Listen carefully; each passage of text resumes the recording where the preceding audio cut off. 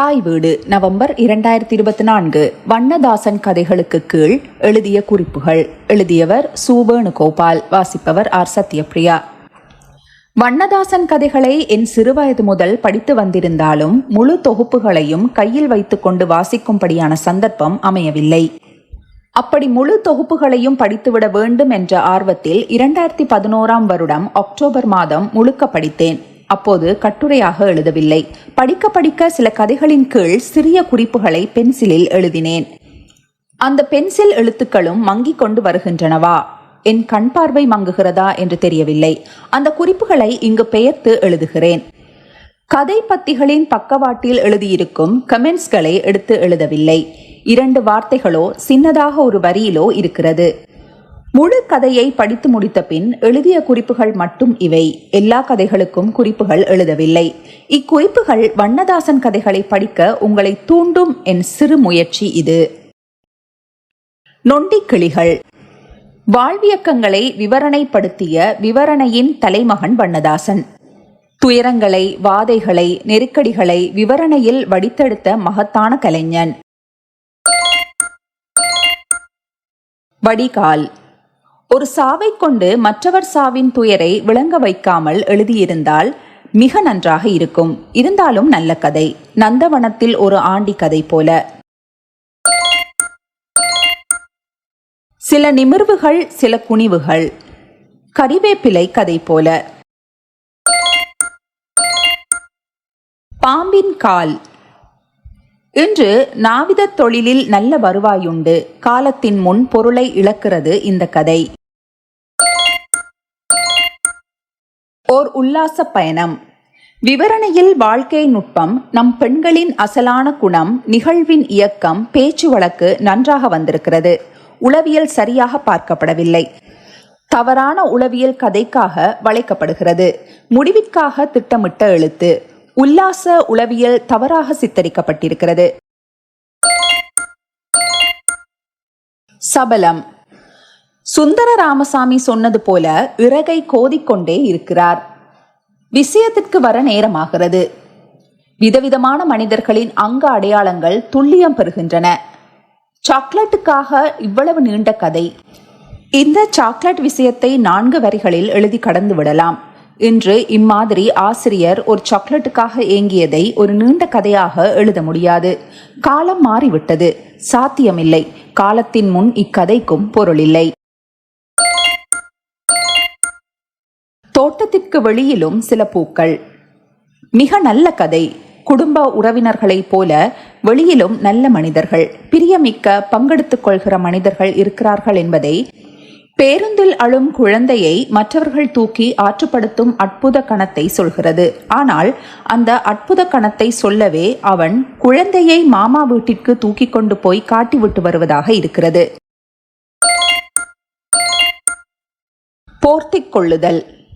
கணவன் மனைவியின் இடையே சதா நிகழும் உரசலை மிக நுட்பமாக வெளிப்படுத்துகிறது கதை. பெஸ்ட். ஓ ஹன்ரியின் தங்க கூந்தல் கதை சாயலில் இருக்கிறது. இது ஒரு போர்வை சம்பந்தப்பட்ட விடயமல்ல. போர்வை என்பது சாக்கு. அதில் சொல்லப்பட்ட விஷயம் உதாசீனப்படுத்தி காயம் உண்டாக்கும் பிரச்சனை. சங்கிலி கதையில் சங்கிலி ஒரு சாக்கு. சங்கிலியை போடுவதா பத்திரமாக கழற்றிக் கொள்வதோ அல்ல விஷயம். குழந்தையின் சுதந்திரம் குறித்த பார்வை. நிறை கதையில் இதழ்கள் ஒரு பின்னணி. பேப்பரை போட்டு பொடி வாங்குவதல்ல விஷயம். அவருள் பொங்கிய காருண்யம் வற்றி போனதற்கான காரணங்களை காண சொல்கிறது. சில நிமிர்வுகள், சில குனிவுகள் கதையில் சிந்திய கடலையை எடுத்து சாப்பிட முடியாத சுயகௌரவம் சார்ந்த விஷயம் மட்டுமல்ல, எளியவர்களின் சவாலான வாழ்க்கை விரிக்கப்பட்டிருக்கிறது. ஞாபகம். இதுவரை பார்த்தும் பார்க்காத கண்கள் விழிப்புற்று பார்ப்பது போன்ற ஒரு கணத்தை சொல்லும் கதை. சுவர். வீட்டையே விதவிதமான கதை சூழலில் வைத்து எழுத முடியும் என்பதை சாதித்திருப்பவர். நகரத்திற்கு வெளியே கொஞ்சம் சொர்க்கம். தாஸ் நண்பர்களை வீட்டிற்கு அழைப்பதில்லை என்ற குறிப்பு வருகிறது. அதற்கான காரணங்களை ஃபேன் அற்ற எருமைகள், ஆடுகள் நிறைந்த அடைந்த வீடு, சேரும் சாணியும் நொசநொசக்கிற இடத்தில் வாழ்வதால் நண்பர்களை அவர் அழைப்பதில்லை என்பதில் ஒரு தாழ்வுணர்வு வெளிப்படுகிறது. தாஸின் காவல்கார மிடுக்கிற்கு நேர்மாறாக வீடும் கொட்டமும் கிடக்கிறது. அத்தோடு அவரும் வந்தவுடன் அமிழ்ந்து விடுகிறார். பறப்பதற்கு முன் கொஞ்சம் புழுக்களாக. தீகாசி எழுத்து முறைக்கு சம்பந்தமற்ற மாற்றான எழுத்து முறை. சடங்கு சம்பிரதாயங்கள் உயிரோட்டத்துடன் கதைக்குள் இயைந்து வருகின்றன. பண்பாட்டு தளத்தில் வைத்து எழுதப்பட்ட கதை. அம்மன் வழிபாட்டின் வழி திருமணம் தள்ளி போகும் அக்காள், வேலை கிடைக்காத தம்பி, வறுமை நோக்கி நகரும் குடும்பம். சூரா சொன்னது போல கோதிக்கொண்டே இருக்கிறார். ஊமை படங்கள். இளம்பிராயத்து வாழ்க்கையின் அற்புதமான தருணங்களை கொட்டி வைத்திருக்கிறார். ஒரு வகையில் ஆவணம். பல செய்கைகள் இன்று மறைந்துவிட்டன. வண்ணதாசன் கதைகள் பண்பாட்டின் கருவூலம். வங்கிக்கு வாட்ச்மேனாக போகிற, வெள்ளை அடிக்கிற, பிலிம் காட்டுகிற, சரஸ்வதி பூஜை செய்கிற என்று கதைக்கான சூழலில் அது தொடர்பான நுட்பங்களை, அனுபவங்களை நம்பும்படி விரித்து அதற்குள் ஒரு வாழ்க்கையை வைக்கிறார். அந்த வாழ்க்கை வறுமையின் பிடியில் தவிக்கும் மக்களாக இருக்கின்றார்கள். நம்மை விவரணையில் லகிக்க விட்டபடி கஷ்ட வாழ்க்கையை மறைவாக சொல்கிறார். நடப்பு. கொடைக்கானல் பின்னணி. ஊரில் வாழும் தெரு எப்படிப்பட்டது என விலாவாரியாக விவரிப்பு. ஞாபகம் கதையில் வேலை பார்த்த அலுவலகம் விலாவாரியாக விவரிக்கப்படுகிறது. விவரிப்பில் வெளிப்படும் ஆற்றலுக்கு நிகராக இருப்பதில்லை விஷயம். கதை நடை சித்திரமா. ஜன்னல். 1975. வண்ண நிலவனின் விமோச்சனம் சுந்தர ராமசாமியின் ரத்னாபாயின் ஆங்கிலம் கதைகள் வரிசையில் ஒன்று.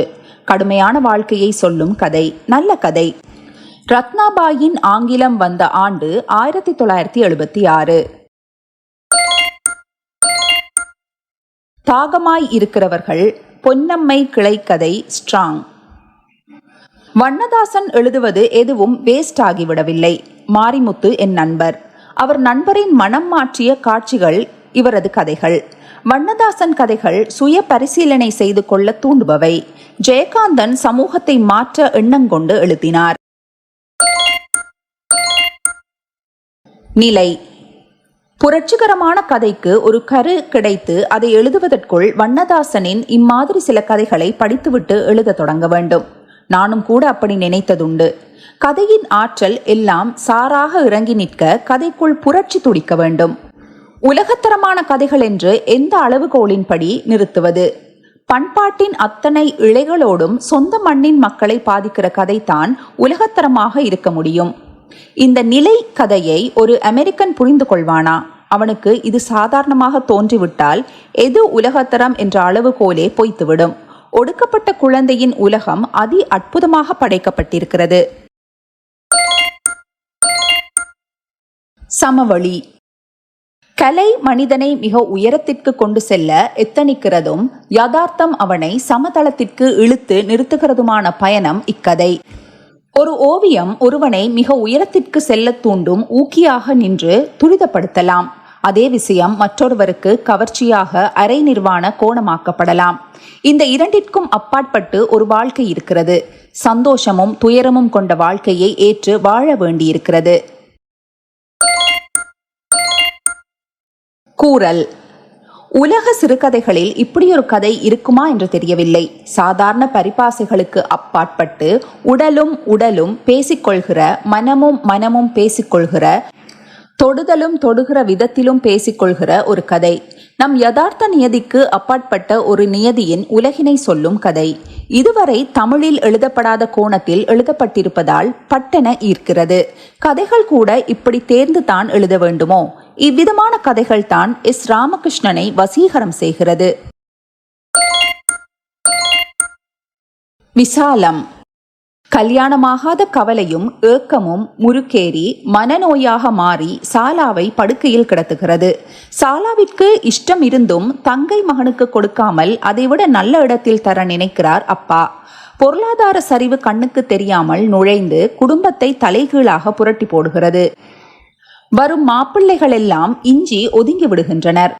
சாலா கல்யாணமே ஆகாமல் நோய்வாய்ப்பட்டு இறக்கும் தருவாயில் கிடக்கிறாள். தான் விரும்பிய அத்தை மகன் பார்க்க வருகிறான். ஞாபகம் இல்லாத நிலையில் கிடக்கிறாள்.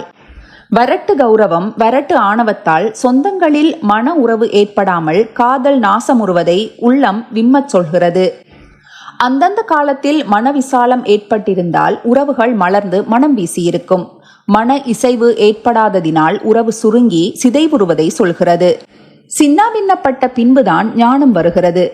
வந்து என்ன செய்ய, காலம் அவர்களை வயசாயிகளாக்கி விட்டுவிடுகிறதே.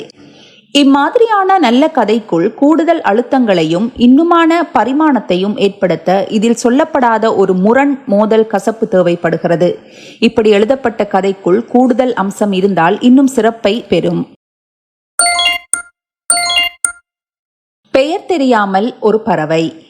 இறந்து போன ஒரு பெயர் தெரியாத பறவையின் நிமித்தமாக நிகழும் நிகழ்வுகளை சொல்கிற கதை என்றாலும், மழையில் நனைந்தபடி சைக்கிளை உருட்டிக்கொண்டு கேட்டிற்குள் நுழைந்த ரொட்டி வியாபாரி ஒரு பெயர் தெரியாத பறவையாக நீர் சொட்ட சொட்ட பெட்டியிலிருந்து நனைந்த நனையாத ரொட்டிகளை எடுத்து துடைத்து பிரிக்கிறான். அவனுக்கு நல்ல துண்டை கொடுக்கிறான் கதை சொல்லி. பழைய துணி இருந்தா கொடுங்களேன் என்கிறான். பரவாயில்லை, அதிலேயே துவட்டு என்கிறான்.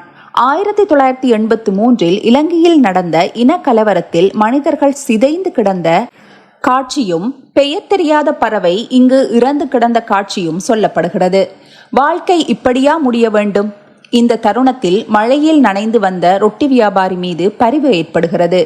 இந்த பறவை துடைத்து கொண்டு நகர்ந்துவிடும். மீண்டும் பார்ப்பது அபூர்வம். அறிந்திராத பறவையை கனிவுடன் பார்ப்பது போல இந்த மனிதன் மீது ஒரு ஒட்டுதல். ஆறுதல். பழகியவர்கள், கூட படித்தவர்கள், தெருக்காரர்கள், பழகியவர்கள், ஒருவருக்கொருவர் நின்று பார்த்து பேசக்கூட முடியாத தலைமுறை தோன்றிவிட்ட நவீன காலத்து மனிதர்களின் போக்கு சொல்லப்படுகிறது. அழகான அம்சம் ஒன்று இக்கால மனிதர்களிடம் கலன்று போன வாதனை தைக்கிறது. இன்னும் பழைய மனிதர்களிடம் உறவின் உருத்தான பந்தம் ததும்புகிறது. புதிய தலைமுறை மனிதர்களிடம் இருந்திருக்க வேண்டிய ஒன்று பண்பாட்டின் செழுமையான பகுதி இல்லாது மறைந்து போன விஷயத்தை தொடுகிறது. வண்ணதாசனின் படைப்புலகின் செழுமையான பகுதி எது என்று கேட்டுக்கொண்டால் உறவின் இழைகள் என்று சொல்ல முடியும். பன்னெடுங்காலமாக நம் பண்பாட்டில் தொடர்ந்து வந்த உறவின் மகத்துவங்கள் எங்கெல்லாம் மலர்ந்து மனம் வீசிற்று என்பதை அள்ளி வந்து கொட்டுகின்றன. அதே போல இருந்திருக்க வேண்டிய மேன்மைகள் இல்லாது போன இடங்களில் எல்லாம் பாழ்பட்டு வறண்டு ஈரம் பற்றி சுருங்கி போன மானுடத்தை சொல்கிற பகுதி அவரின் அக்கறை சம்பந்தப்பட்டது. இந்த நவீனத்துவ மனிதர்களிடம் மகத்துவம் பற்றித்தான் போக வேண்டுமா என சதா குரல் எழும்புகிறது. அந்தந்த தினங்கள். வண்ணதாசன் கதைகள் எல்லாமே போதாமையின் சூழலில் பட்டெழுந்தும் பாடுகளை சொல்கின்றன. அதனால் அவை வாசகனை ஈர்த்து விடுகின்றன. நம்மோடு நம் வாழ்க்கையை பகிர்ந்து கொள்ளவும் செய்கின்றன. இவரின் கைவண்ணமும் மனவார்ப்பும் கதைகளை சோடை போகாதபடி காப்பாற்றி விடுகின்றன.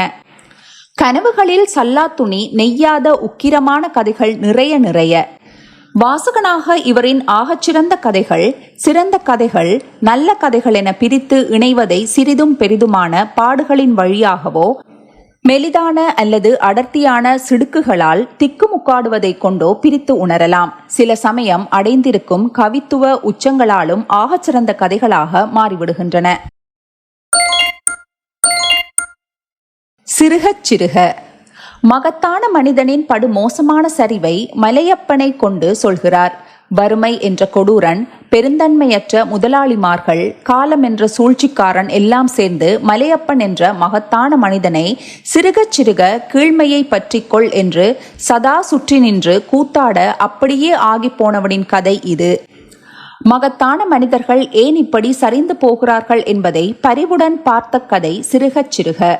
நிலவுடைமை பண்பாட்டில் வைத்து காலமாற்றத்தை மலையப்பன் வழி அழிக்க முடியாத சிற்பமாக வடித்தெடுத்திருக்கிறார். நிலவுடைமையின் சிதைவினால் உறவுகள் சிதைந்து அலுவலக நாட்காலிகளில் எங்கெங்கோ ஒடுங்கியதோடல்லாமல் குழந்தைகளின் உள்ளங்களும் சிறுத்துப்போன அவலத்தை ரத்தம் கசிய கசிய சொல்கிறது. மகத்தான படைப்பு. தமிழ் சிறுகதைகளில் வடிக்கப்பட்ட பாத்திர வார்ப்புகளில் மலையப்பன் பாத்திரம் ஆகச் சிறந்த ஒன்று. கீராவின் நிலைநிறுத்தல் போல தனித்துவமான பாத்திர வார்ப்பு. கீழ்மையிலிருந்து ஒருவன் சிறுகச் சிறுக விடுபட்டு மேல்நிலைக்கு போகிற பயணம். அனுபவமும் அறிவும் அன்பை மீட்டிக் கொள்கிறதால் விளையக்கூடிய ஒன்று. ஆனால் மகத்தான ஒரு மனிதன் மெல்ல மெல்ல கீழ்மைக்குள் சரிந்து விழுவதென்பது ஒரு காவிய சோகம், காலமிட்ட சாபம், கடவுளின் குரூர விளையாட்டு. சரிந்து விட்ட போதும் மலையப்பன் மகத்தானவன். சொல்ல முடிந்த கதை. உன்னதமான கவிதையை எழுதுகிற கவிஞன், மகத்தான நாவலை எழுதுகிற எழுத்தாளன், உலகை காவியமாக்குகிற ஒரு ஓவியன் எல்லாம் மிக உயர்ந்தவர்களாக கொண்டாடுகிறோம், கூடி பாராட்டி மகிழ்கிறோம். உண்மையில் மகத்தான கவிஞன், மகத்தான புனைக்கதையாளன், மகத்தான ஓவியன் இந்த மண்ணை நம்பி கொத்தி கிளறி கடுமையாக உழைத்து வாழ்கிற கிழவன்தான் என்று காட்டுகிறது. தன் எழுத்தின் குறுகலை தைரியமாக பரிசீலனைக்கு வைக்கிற, தன் எழுத்தின் சாதனைகளை சிதறடித்து காட்டுகிற தைரியம் வண்ணதாசனுக்கு உண்டு. சிறந்த படைப்பு என்பது புத்தகத்தில் அல்ல, உயிர் கூட்டத்திடையே உலவுகிறது என்பதையும் எழுத்தில் வைக்கிற கலைஞன் வண்ணதாசன்.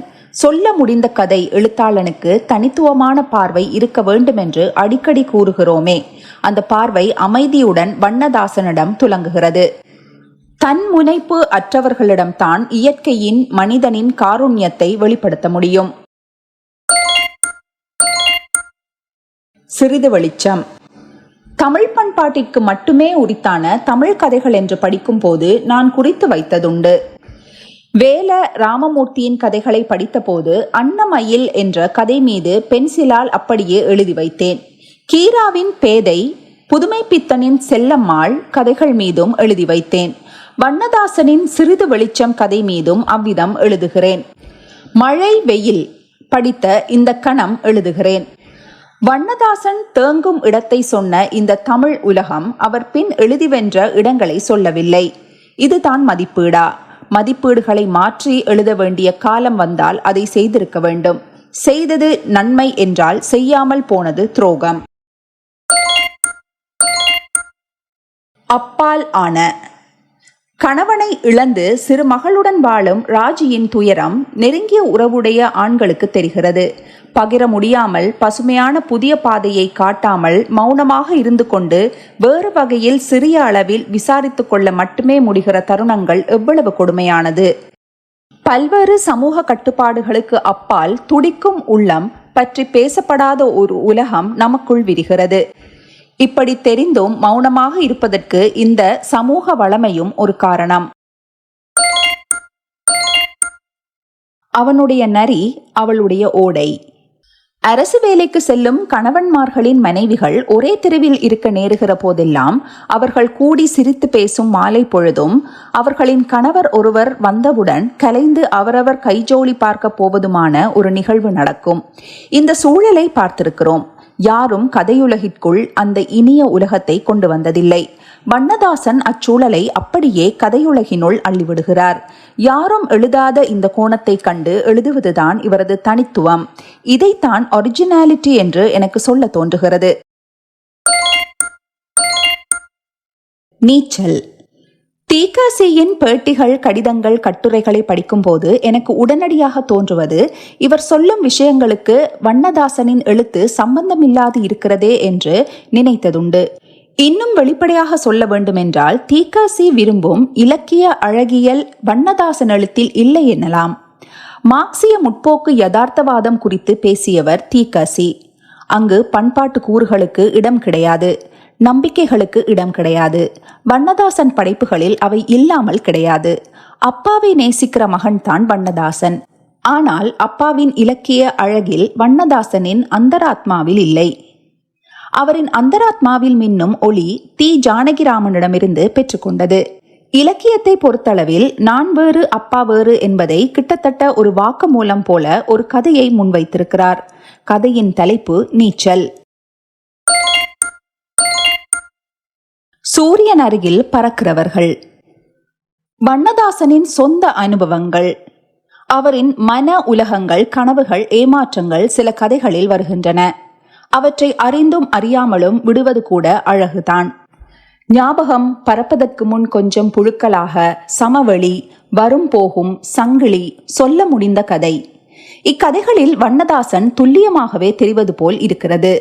அவர் தலை காட்டியும் காட்டாமலும் இருக்கிற கதைகள்தான் மிக சிறப்பாக அமைந்திருக்கின்றன. கூறல், சிறுகச் சிறுக, தோட்டத்திற்கு வெளியிலும் சில பூக்கள், அவனுடைய நதி, அவளுடைய ஓடை, நிறை. சொந்த வாழ்க்கையை சொல்லும் போது கண்ணியம் காக்க வேண்டும் என்று மனசுக்கு தோன்றி விடுகிறது. அதனாலே காத்திரம் கொள்ளாதும் போய்விடுகின்றன படைப்புகள். தன்னை உடைத்துக் கொள்வது என்பது பெரிய சவால். வண்ணதாசனிடம் கேட்டால் போதும், இந்தளவு என்று சொல்லக்கூடும். உறவுகளுக்கு மதிப்பளிக்க வேண்டும் என்ற விதம் சரிதான். உறவுகளை பொருட்படுத்தாது எழுதும் போது படைப்பு உயர்ந்துவிடும். படைப்பிற்கான நேர்மை என்பது அதுதான். ஜி. நாகராஜனின் சில கதைகளை அவ்விதம் எழுதியிருக்கிறார். சொன்ன விதமும் கேட்ட விதமும். நமக்கான கதை வடிவங்களின் உத்தியை வண்ணதாசன் கையாண்ட விதத்தை சொல்ல வேண்டும். அந்த சொல்முறையின் ஒரிஜினாலிட்டி புதுசாகவும் ஈர்ப்பாகவும் இருக்கின்றன. சொன்ன விதமும் கேட்ட விதமும் என்றைக்கும் உள்ள வெயில். கதைகளில் நடத்தைகளுக்கு அப்பாற்பட்டு பெண்களை மதிப்புடனும் பிரியத்துடனும் பார்ப்பதற்கு ஒரு பக்குவம் வேண்டும். அந்த பக்குவத்தை இக்கதைகள் வற்புறுத்துகின்றன.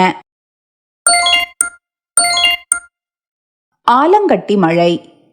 வண்ணதாசனின் படைப்புலகம் 2 தளங்களில் இயங்குகின்றன.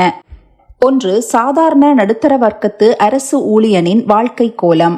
இன்னொன்று அந்த மனிதனின் தொடர்பில் கிளைகளாக விரியும் ஏழை எளியவர்களின் உலகம். இந்த ஏழை எளியவர்களின் உலகம் உக்கிரமாக இருக்கிறது.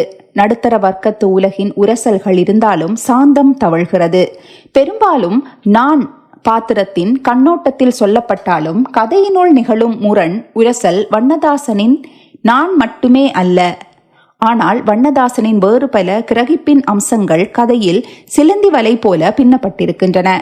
அது அவருள் நினைவு சுழிகளாக பெருக்கெடுத்து ஒரு கடலாக மாறி இருக்கிறது. நினைவுகளின் பெருங்கடல் தான் இவரின் ஒட்டுமொத்த படைப்புகள். கனிவு. வண்ணதாசன் தாத்தாக்களை பற்றி அற்புதமான கதைகள் எழுதியிருக்கிறார். 80 வயதை தாண்டிய தாத்தாக்களின் பல குணரூபங்களை வரிவரியாக வடித்திருக்கிறார். கு. அழகிரிசாமி, தி. ஜானகிராமன் குழந்தைகளின் சித்திரங்களை எழுத்தில் அற்புதமாக தீட்டியது போல வண்ணதாசன் தாத்தாக்களை அப்படியே எழுத்தில் பெயர்த்து நம் கைகளில் தொட வைத்திருக்கிறார். கூறல், சிறுகச் சிறுக, கனவு, நிறை கதைகள் தாத்தாக்களை சிறப்பாக சித்தரிப்பவை. கனிவு கதையில் வரும் பெரிய ஆயான் போல ஒரு தாத்தாவை இன்னொரு தமிழ் எழுத்தாளன் இதுவரை வடித்தெடுக்கவில்லை. உலக கதைகளில் கூட நான் படித்தவரை இப்படியொரு சித்திரம் தீட்டப்பட்டதில்லை. அவரில் உள்ளார்ந்த இச்சையை விட்டு ஒத்தடம் கொடுக்கும் போது எம்மா என்று வெளிப்படுத்தும் இடம் வெகு நுட்பம். மானிட விசித்திரங்களை அவ்விதம் எழுதும் போதுதான் வண்ணதாசன் ஜொலிக்கிறார். அதே போல ஆம்பூர் ஐயர் பேத்தியிடம் மருமகளை அறிமுகப்படுத்துகிற மரியாதை குறித்து ஒரு தூரத்தில் இருக்கிறாளே தவிர இவளை விட சிநேகம் என்ன உண்டு என அனைத்தபடி சொல்கிற இடம். நல்லத்தனமும் கெட்டத்தனமுமாக தாத்தாக்களை வண்ணதாசன் சிறப்பாக கதைகளில் கொண்டு வந்து நிறுத்தியிருக்கிறார். வண்ணதாசன் அப்பாவிடம் விட தாத்தாவிடமே வாழ்கிறார். அந்த பையனும் ஜோதியும் நானும். விக்கிரமாதித்தன் கொலுசு கதைக்கு ஒரு கதை உருவம் கொடுத்தது போல ஒரு அமர ஊர்தியை முன்வைத்து. அமர ஊர்திக்குள் இருப்பவருக்கும் நெரிசலில் விலக முடியாது இருசக்கர வாகனத்தில் பின்தொடர்ந்து வந்த நபருக்கும் மெல்ல மெல்ல ஏற்படும் தோழமை, அகால மரணம் அடைந்த நண்பர்கள், அந்த மரணத்தின் வேதனைகள், சாவு என்ற கரிய குகைக்குள் தானும் புகுந்துவிட போவதாக தோன்றும் கற்பனைகள், ஒரு திருப்பத்தில் அமர ஊர்தி விலகியதும் சாவு பற்றிய நினைவிலிருந்து விடுபட்டு இவனும் வேறு கிளையில் செல்வது வாழ்க்கை பற்றிய முக்கியமான இடம்.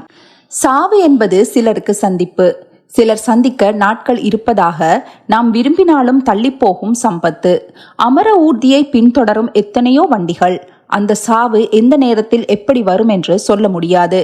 நண்பனை போல விபத்தில் தான் சாவு வரும் என்று சொல்ல முடியாது என்பதை தத்துவார்த்த சாயலுடன் எளிய விதத்தில் சொல்லப்பட்ட கதை. அடி. 7 அல்லது 8 வயது பையன் பேசுவது நம்பும்படியாக இல்லை. உண்மையில் வண்ணதாசன் இப்படியான பையன்களை பார்த்திருந்தால் கூட 11, 12 வயது என்று எழுதும் போதுதான் நம்பகத்தன்மை ஏற்படும். வாழையடிகள். நாவிதர், நாதசுரக்காரர், மிட்டாய்க்காரன், விபச்சாரம் செய்பவள், பிரம்பு கூடை சரி செய்பவர், லாண்டரிக்காரன், காரி என விளிம்பு நிலை மனிதர்களின் உலகம் பற்றி சிரத்தையுடன் எழுதியிருப்பவர். நடேச கம்பர் மகனும் அகிலாண்டத்து அத்தானும். நீண்ட நாட்களுக்கு பின் சம்பந்தப்பட்ட ஒருவரை சந்தித்த போது ஏற்படும் மன உணர்வு அபூர்வமானது. அந்த ஒருவரை சந்தித்ததும் சந்திக்க வேண்டியவர்களெல்லாம் தொடர்ந்து வர தொடங்குவர். ஒரு பெரும் பட்டியல் தோன்றும். இப்படியான ஒரு வகையில் வருபவர்களாகிய நடேச கம்பர் மகனும் அகிலாண்டத்து அத்தான் கதை சொல்கிறது. நல்ல கதை. மாறுதல். மிக சாதாரணமான கதையில் அபூர்வமான உணர்வெழுச்சி மிக்க தருணத்தை மீட்டிக் கொண்டு வந்து விடுவதனாலேயே வண்ணதாசனின் அனைத்து கதைகளையும் வாசகன் படிக்க வேண்டியவனாகிறான். எந்த கதையில் எந்த விதத்தில் வெளிப்படும் என்று நிர்ணயிக்க முடியாத விதத்தில் வெளிப்பட்டு விடுகின்றன வாழ்வின் கவித்துவம் மிக்க தருணங்கள். அழுக்குப்படுகிற இடம். இந்த கதையை லயித்து எழுதவில்லை. கிட்டுமாந்தனை ரொம்ப கவனமாக எழுதிவிட்டார். அவனது மனவியல்போடு எழுதியிருந்தால் கதை மிகச் சிறப்பாக வந்திருக்கும். அண்ணனின் பேச்சு விமர்சனத்தனமானது என்பதாக மட்டும் நின்றுவிட்டது. பல முடிச்சுகளை அவிழ்ப்பதற்கு பதிலாக தன் மன அவஸ்தையை வெளியிடும் குரூபியமாக காட்டுவதை மட்டுமே நோக்கமாக கொண்டு முடிந்துவிட்டது. சா கந்தசாமியின் அவன் ஆனது நாவலின் பாதிப்பில் எழுதப்பட்டது போல் இருக்கிறது. சில வாழை மரங்கள். அங்கீகரிக்கப்படாத உறவுகளில் சிக்கிக்கொண்ட எளிய பெண்களின் கதைகளை எழுதுகிறார். அப்பெண்களின் மீதான வாஞ்சையை எழுதுவதையே நோக்கமாக வைத்து படைத்திருப்பது போல இருக்கிறது. வித்தியாசமான வாழ்க்கை முறை கண்ணில் பட்டால் அதை படைப்பிற்குள் கொண்டுவர எழுத்தாளனின் மனம் துடிப்பது இயல்புதான். வண்ணதாசன் அந்த வாழ்க்கைக்குள் ஊடறுத்து பயணிக்காமல் பச்சாதாபத்துடன் கருணையை காட்ட முற்படுகிறார். யாளிகள். பசுவை மேய்த்து கொண்டு வீதிகளில் சிறு பூந்தோட்டம் அமைத்து தரும் தாத்தா. உழைத்து முன்னேறி 2ஆம் திருமணம் செய்து கொள்கிற விதவை பெண். குடும்ப வாழ்க்கையில் கணவனோடு முரண்பட்டு காதலன் மூலம் குழந்தை பெற்றுக்கொள்கிற பெண். மூளை வளர்ச்சி இல்லாத குழந்தை. மேஜிக் மேனின் நிராவதாரண நிலை பற்றி குழந்தை பேறு இல்லாத தம்பதிகள், பழைய காதலியுடனான தொடர்பை விட முடியாத கணவன், மகன் வீட்டிற்கும் மகள் வீட்டிற்கும் அல்லாடும் பெரியவர், வைப்பாட்டியாகவே வாழ நேர்கிற பெண், அனாதை ஆசிரமத்தில் வாழ்கிற பெரியவர், அப்பாவை கொன்றவன் என பல்வேறுபட்ட மனிதர்களின் வாழ்க்கையை தனது கருணையின் கண் கொண்டு எழுதுகிறார். பல்வேறுபட்ட மனிதர்களின் தடங்களை பிடித்து செல்லும் போது அறியப்படாத உலகங்களை திரைவிளக்கி காட்ட முடியும். மாறாக அவர்களை அன்பு ததும்ப காட்டுவது உண்மையின் ஒரு சிறு பகுதி மட்டுமே. மனிதர்களின் சாகசங்களை, போட்டிகளை, பாய்ச்சல்களை, சுயநலங்களை தான் என்கிற இச்சையை மறைக்கிற எழுத்தாகவும் மாறிவிடுகிறது. மனிதர்களை புரிந்து கொள்வதற்கு பதிலாக பரிவு கொள்ள செய்கிறது.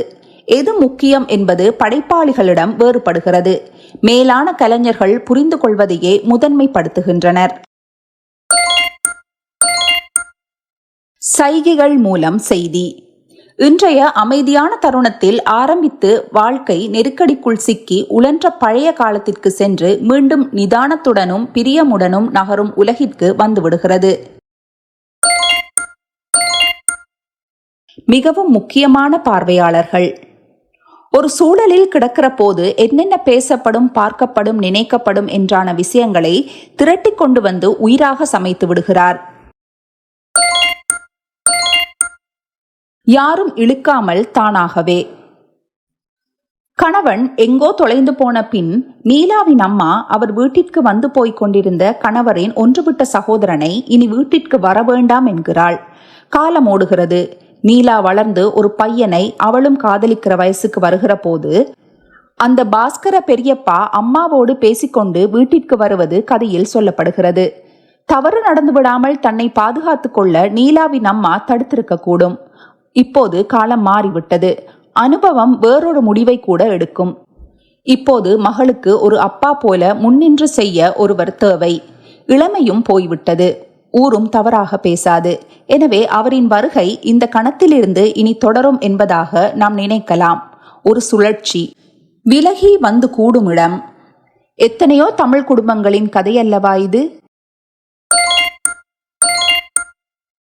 ஒரு கூழாங்கல். அக்காவிற்கு திருமணமாகாமல் கல்யாணம் செய்து கொள்ள மாட்டேன் என்று கூறிய தங்கை ஷெண்பாவிற்கும் திருமணமாகாமலே போகிறது.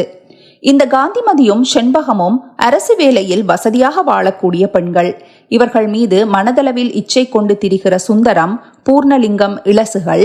பூர்ணலிங்கம் காந்திமதியோடு உறவு கொண்டது போல பேசுகிறான் பின்னாளில். அது எந்தளவு உண்மை என்பது யூகத்திற்கு விடப்படுகிறது. பாலிய காலத்து இச்சை ஒன்றும் அழிந்து விடவில்லை. சுந்தரம் தன் மகளின் திருமண பத்திரிகை வைக்கும் சாக்கில் காந்திமதி வீட்டிற்கு செல்கிறான். காந்திமதியின் அழகிய கோலம் சிதைந்து போய்விட்டது.